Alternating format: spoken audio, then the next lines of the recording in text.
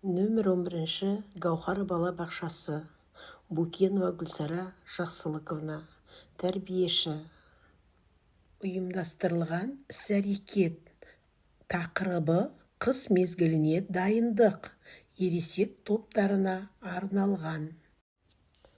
Мақсаты: балалардың қыс мезгіліне дайындық барысындағы өзгерістер туралы білімдерін кеңейту. Міндеттері: қысқы киім туралы түсінік беру, спорт түрлерін ажырата алу, бақылау, салыстыру қабілеттерін дамыту, қағаздан қарды қайшымен қияп жасай білу, табиғатты аялауға тәрбиелеу. Балалары, қыс мезгілінде ауа райында қандай өзгерістер болады? Қыста балалар, біз қалай киінеміз?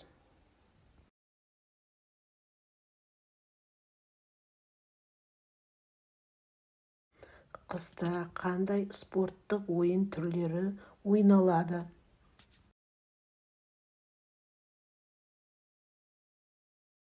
Енді міне кестемен қыс туралы тақпақты жаттаймыз.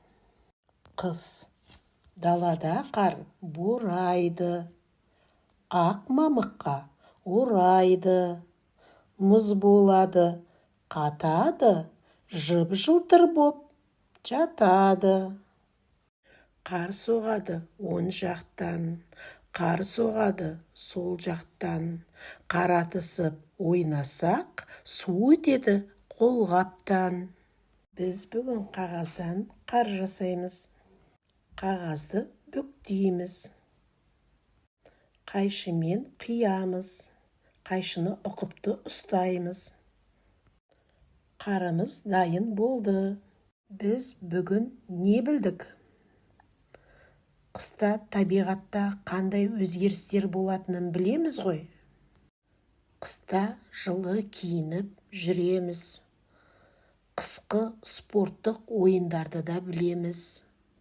Біз қысты жақсы көреміз.